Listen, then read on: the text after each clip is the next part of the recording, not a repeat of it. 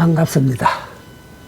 김영무의 장자미학 필력기 그 10번째 시간입니다. 오늘 이 시간에는 장자가 말한 허정지심, 즉 마음의 거울을 찾아라 하는 말의 의미를 되새겨 보겠습니다. 중국의 예술정신이라는 책을 통해 저자 서복가는 시임제가 된 마음이 곧 예술정신의 주체가 된 상태라고 보면서 그때서야 비로소 미적 관조가 성립되는 근거가 마련된다고 했습니다. 쉬운 말로 하자면 시임제가 되지 못했을 때는 아름다움을 발견할 안목이 열리지 못했다는 뜻이 되기도 합니다. 그러면서 서복가는 심리주의를 배격하고 순수 논리학의 선음성을 창조한 후설의 현상학과 장자의 시임제 현상을 자상하게 비교하며 해설하려 들었습니다. 후술의 순수 의식적 현상학이란 사물을 대하는 우리들의 일상적 태도를 관로로 묶어버린 판단 중지 이후에도 남아있는 순수 의식의 본질을 탐구한다는 학설입니다. 우리들의 일상적 태도를 관로로 묶어버리는 판단 중지가 곧 시임제와 같은 뜻이 된다는 것입니다. 후설의 이론에 의하자면 우리의 의식은 언제나 무엇인가의 이 의식이라는 데 불과하지만 그와 동시에 의식은 어떤 대상에 관한 것으로 나타나고 대상은 의식에 관계되는 것으로 나타나는 등의 상관관계가 있다는 거예요. 그 상관관계의 분석은 그의 선언적 현상학에서는 오직 인식론적 시야에서 의식과 대상과의 좁은 범위에 머물긴 했으나 점차 인간학적 존재론의 시야로 발전되어 인간과 세계와의 본질적인 존재 구조를 해명하기 위한 하나의 유력한 방법이 되기도 했다는 겁니다. 그리하여 후설의 현상학은 인간의 존재를 세계 내의 존재로 포착하기 시작한 하이데거, 사르트르 등에 의해 20세기 중반기에 맹위를 떨쳤던 실존주의 철학자들의 이론 형성에도 지대한 영향을 끼쳤습니다. 서복간의 결론은 미적 의식은 관조하고자 하는 대상이 미적 대상이 되는 것을 통해 나타난다는 것이고 관조가 대상을 미적 대상이 되도록 만들 수 있는 까닭은 관조를 할 때 주객의 합일에서 오는 것으로 주객의 합일 중에 대상은 실제 의윤화되고 사람은 의무화 된다고 보았습니다. 관조를 하게 될 때 나와 대상인 주객이 합일이 되는 까닭은 관조의 대상인 사물은 한편으로 관조하는 사람과 직접 얼굴을 마주하여 그 가운데 조금의 강적도 없기 때문이라는 것입니다. 무기, 즉 세속적 번뇌에서 풀려난 나는 일종의 기운기의 형태가 되어 있기에 어떠한 대상과도 하나가 될 수 있다는 뜻이 됩니다. 다시 말하면 모든 것이 미적 관조로 진입하게 되면 관조할 때의 정신상태는 모든 판단을 중지한 이후에 비서 내지 정적인 마음이 되는데 그러한 까닭에서 허정한 마음이어야만 관조의 주체가 될 수 있다는 것입니다. 그런데 일반인의 경우에는 허정적 순간이 잠깐일 수밖에 없으므로 장자는 이 세속의 속박을 벗어나기 위해 일상적 지식을 버리고 욕심을 다스려 허정한 심경을 본체로 삼아야 한다 하는 말을 했습니다. 다시 말하면 시임제로서 사물을 대하면 저절로 그 사물에 대한 미적 관조가 이루어지고 사물 또한 미적 대상이 될 수 있다는 것입니다. 그러한 까닭에 시임제를 하는 마음이 곧 예술정신의 주체가 된다는 것입니다. 장자는 시임제의 좌망이 이루어진 마음의 상태를 맑은 거울에 비유하거나 고요한 수면에 비유하기도 했습니다. 사람은 원래 맑은 거울과 같은 마음자리를 지니고 있는데 일상적 가치관이 먼지나 때가 되어 거울의 표면을 더럽히게 되므로 시임제 자망에 의해 그 먼지와 때를 씻어버려야 비로소 사물이 내 마음의 거울에 제대로 비친다고 보았습니다. 그러한 상태가 곧 허정적 마음이며 관조가 이루어지는 경지라는 뜻이 됩니다. 사람은 흐르고 있는 물을 거울로 삼지 말고 고요한 물을 거울로 삼으라고 했다. 고요한 거울만이 그림자를 고요하게 할 수 있고 거울에 비치는 사물도 고요하게 된다. 내편 덕중부. 호수의 수면이 고요하면 앞산과 뒷산의 모습이 그 호수물의 선명한 그림자로 나타나지만 바람이 불어 호수물이 흔들리면 그 호수물에 비치는 달빛조차 산산조각이 나기 마련입니다. 그때의 바람이란 세속적 욕망이나 일상적 가치관으로 상징될 수도 있겠습니다. 흐르는 물 또한 바람과 같은 의미로 해석할 수도 있겠고요. 도가에서 줄기차게 고요할 정자, 정의 개념을 중시하는 까닭이 바로 여기에 있었습니다. 지일이 마음을 쓰는 것은 마치 거울과 같아서 보내지 않는 부장이며 맞이하지도 않는 부정이어서 변화에 응하되 마음에 두지 않는다. 그러므로 능히 외물을 극복하고 상하지 않는 것이다. 내편 응제왕. 위대한 성인의 심적 고요함이란 그것이 훌륭해서 억지로 찾아내는 고요할 정이 아니다. 만물이 그의 마음을 어지럽힐 수 없기 때문에 고요한 것이다. 물이 고요하면 수염이나 눈썹을 환하게 비추고 평온하여 수증기에 맞는다. 그래서 훌륭한 목수가 법으로 취하는 것이다. 물이 고요하면 이처럼 맑은데 하물며 정신이 고요하면 더할 나이가 있겠는가. 위대한 성인의 마음은 고요하여 천지의 거울이고 만물의 거울이다. 외편천도. 무릇 허정하고 염담하며 정막하고 무의한 것이 만물의 근본이다. 외편천도.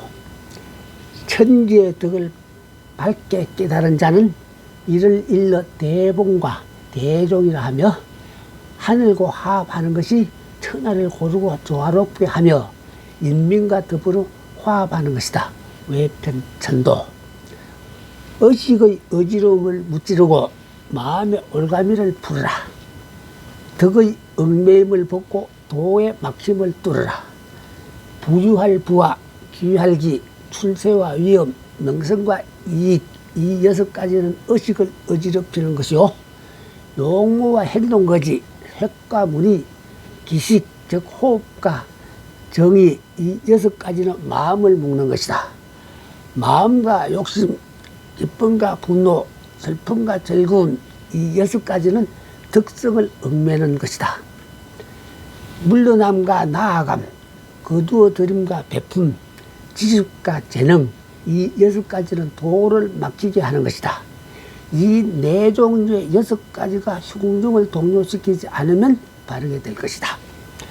바르면 고요하고 고요하면 밝으며 밝으면 텅 비고 텅 비면 인의가 없어 되지 않는 것이 없다. 자편 경상초.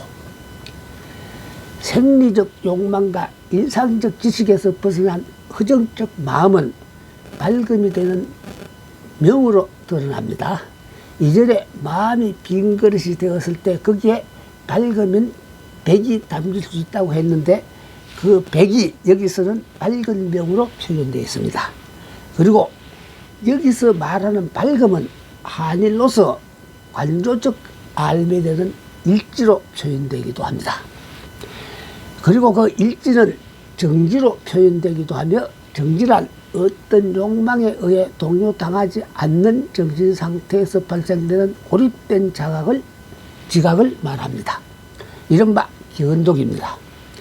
따라서 정적인 정신 상태에서 사물을 대하기 때문에 사물을 대해도 아무런 동요가 일어나지 않아 마치 거울에 사물이 비친 꼴이 됩니다. 이를테면 맑은 거울에 온갖 사물의 형상이 비치거나 사라져도 거울은 상하지 않고 그냥 그대로의 모습이므로 보내지도 않고 맞이하지도 않는 부정이란 직관의 형태로 비유되고 있습니다. 그리고 맑은 거울에 나타난 사물은 본래 그 모습 그대로입니다. 그리고 정적인 상태에서 사물을 대한다는 의미는 사물을 한정된 시간과 한정된 공간의 관계에 두고 이해하려 들지 않는다 하는 뜻이 되기도 합니다. 무심의 경지란 생사의 경계를 벗어난 외생의 경지가 되므로 삶이 마치 영원한 것처럼 인식되기 때문입니다. 만약 사물을 한정된 시간과 한정된 공간의 관계에 두고 이해하려 들면 반드시 일상적 지식이 인과의 관계를 추구하기 마련입니다. 그리고 정적인 정신 상태에서 사물을 대한다는 의미는 자신의 이해와 좋고 실험의 취향 등으로 사물을 파악하는 일도 없어진다는 뜻이 됩니다. 사물을 이해 덕실이나 호흡, 불호 등의 감각으로 파악하는 일은 이미 심재의 상태에서 벗어남이 됩니다. 어차피 허정이란 자체는 시공을 초월하여 한계와 길이가 없는 상태입니다. 가령 맞이함과 보냄이 있다면 그것은 곧 한계와 경의를 인식하고 있다는 뜻이 되어 허정한 마음이 될 수 없습니다. 무슨 일에 몰입되어 시간과 공간적 관념을 상실해 본 사람은 이해가 아마 쉬울 것도 같습니다.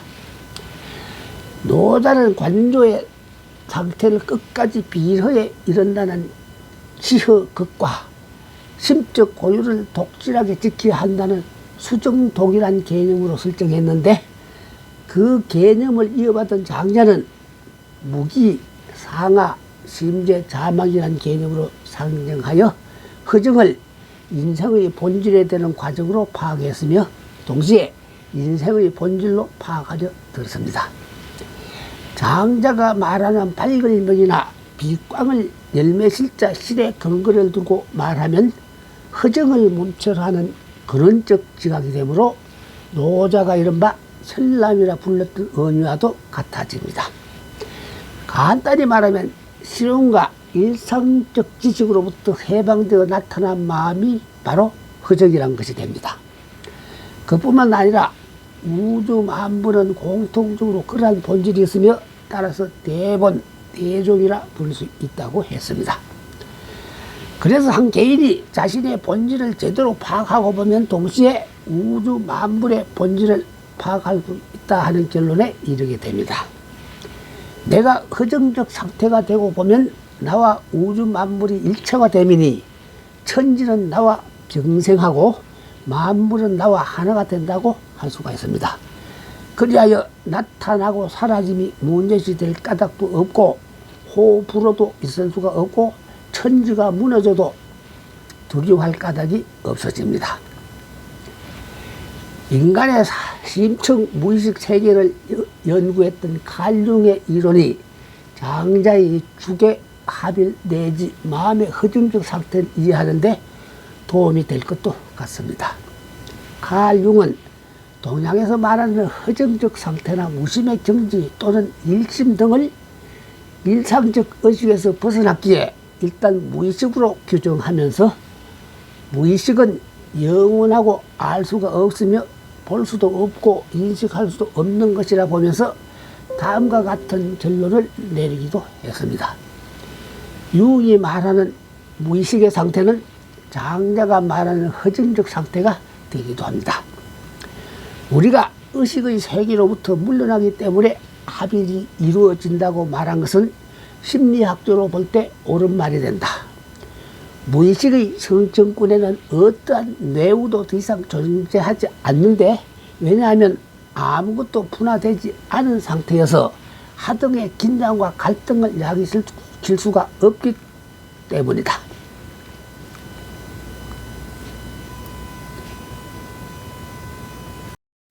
도가와 불가 등이 자기 내부를 응시하는 명상적 수양론의 근거가 여기에 있다고 볼 수도 있습니다. 천지 사방이 태평하고 안정되게 한 자는 하늘에 비친 청광이 빛나고 청광이 빛나는 자는 사람들이 그 사람을 우러러본다. 사람이 따끈히 있으면 이는 곧 항심, 즉 뜨뜻한 마음이고 항심이 있는 자는 사람들이 머물고 하늘이 돋는다. 자편 경상초. 물의 본성은 섞이지 않으면 맑고 움직이지 않으면 평온하며 막혀 흐르지 않으면 맑을 수 없는데 그것을 하늘 천자 천덕이라 한다. 그러므로 이러기를 순수하여 잡스럽지 않고 고요하고 한결같이 변하지 않으며 편안하고 무의하되 움직이면 하늘을 따라 운행한다. 이를 정신을 보양하는 도라고 말하는 것이다. 외편각이. 정신은 천지 음양을 소통시켜 함께 흘러 이르지 않은 곳이 없으며 위로는 하늘가에 이르고 아래로는 땅 속에 서리어 만물을 화유하지만 형상을 만들지 않는다. 그 이름을 천신과 나란히 정신이라 부른다. 외편각이. 본질로부터 발하는 밝음이나 빛은 천지 만물의 공동 본질 그 자체이니 일체에 두루 통하고 일체를 성취한다는 뜻이 됩니다. 그런 종류의 밝음은 천지 만물의 본질로 투사된다는 뜻이 됩니다. 장자는 덕을 지닌 사람, 즉 허증적 인간의 능력을 그렇게 묘사하기도 했던 것입니다. 어둠 속에서 보고 소리 없이도 듣는다. 어둠 속에서 홀로 새벽을 보고 소리 없는 곳에서 홀로 조화의 소리를 듣는다. 그러므로 깊고 또 깊어 사물을 안정시키고 신령스럽고 신령스러워 정기를 안정케 한다. 따라서 덕이 온전한 자는 만물과 교접하나니 지역한 무의로서 그 요구를 공급하고 때를 따라 그것들의 머무림이 대소 장단 원건에 알맞도록 한다. 외편천지.